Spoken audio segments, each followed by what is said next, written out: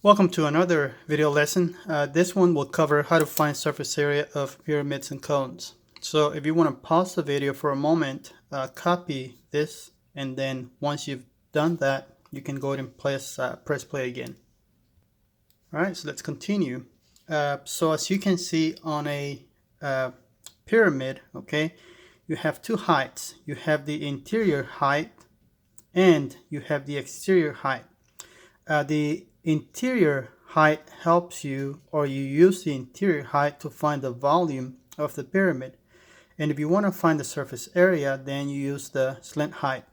Also notice that for interior we use H, and for slant we use L. Okay, so when you see L, that means we're looking for, or we're going to use the slant height. So for example, the formula for a pyramid, surface area is equal to 1/2 the perimeter of the base times the slant height plus the area of the base. Okay, so, and I just said that here, perimeter base, slant height, and area of base. So for example, on this example here, we're given a pyramid, okay, and we're told that the interior height is equal to 10. Now the thing is, we don't know the slant height.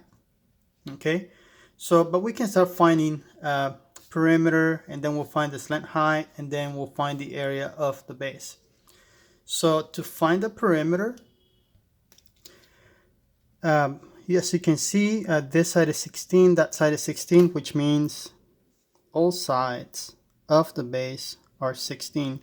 So to find the perimeter is equal to 16 times 4, and this is equal to 64 kilometers square for now. Okay, well, I'm sorry, 64 kilometers, not squared.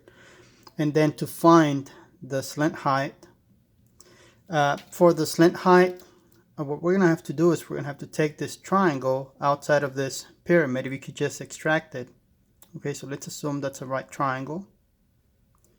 And also notice that this side is 8 units long, okay? Because it's going to be right in the middle, right here. So if the side is 16, then this has to be half of 16, which is 8. So this is 8. And we have the interior height. This one is 10. So to find the slant height, we use the Pythagorean Theorem. So then this will be 10 square plus 8 square equals the slant height square. This is L. Okay, so this is 100, this is 64. So when you add 164, that gives you 164 gives you 164. So then before the break, we said to get rid of the square, or to cancel the square, we do the inverse function, which is we take the square root. Okay, so then the slant height is equal to the square root of 164. And what else do we need? We need the area of the base. So B is going to be equal to 16 times 16. Okay, so 16 times 16, and that is equal to 256. Now that we have all the pieces needed to find the surface area, we just plug them into this formula. So the formula is 1/2 the perimeter times the slant height plus the base. Okay, so then this is 1/2 perimeter, we said is 64, so 1/2 times 64 times the slant height. We are going to leave it as the square root of 164. And then plus the base, the area of the base, that's 256. And when you enter all of these values in your calculator, it's going to give you that this is equal to 665.8 kilometers square. Okay, so that's the surface area of this pyramid. So if you need to pause the video so that you can look over this, you should. And then scroll the paper, go ahead and continue with the next example. So if you want to pause it there and copy that problem, you may. On this next example, we are going to find the surface area of a cone.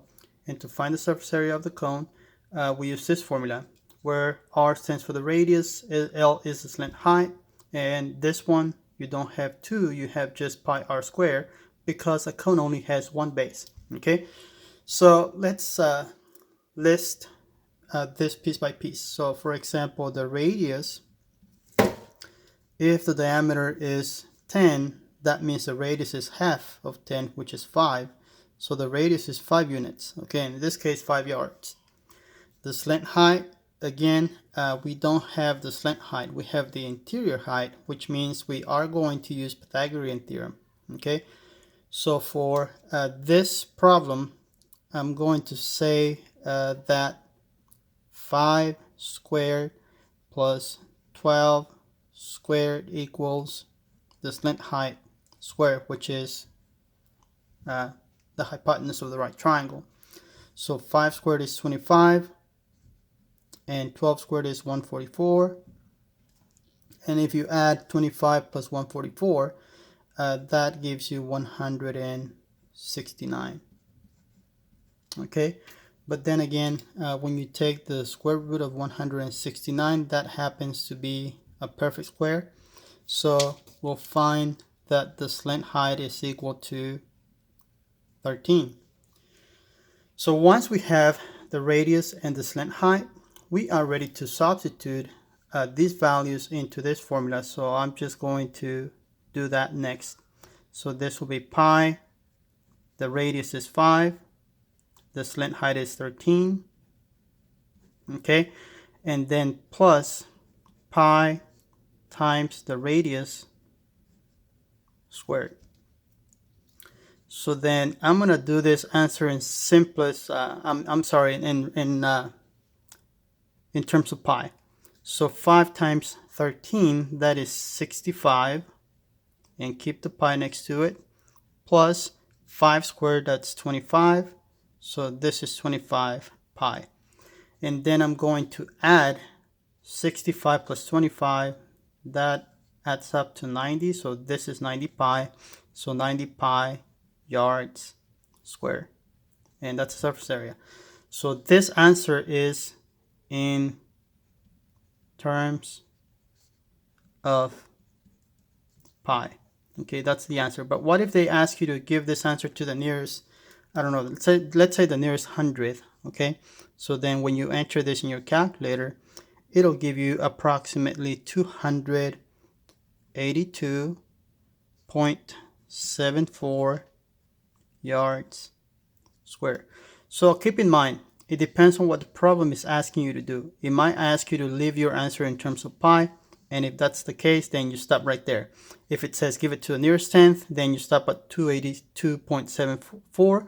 If it says to the nearest tenth is 282.7, to the nearest hundredth, 282.74.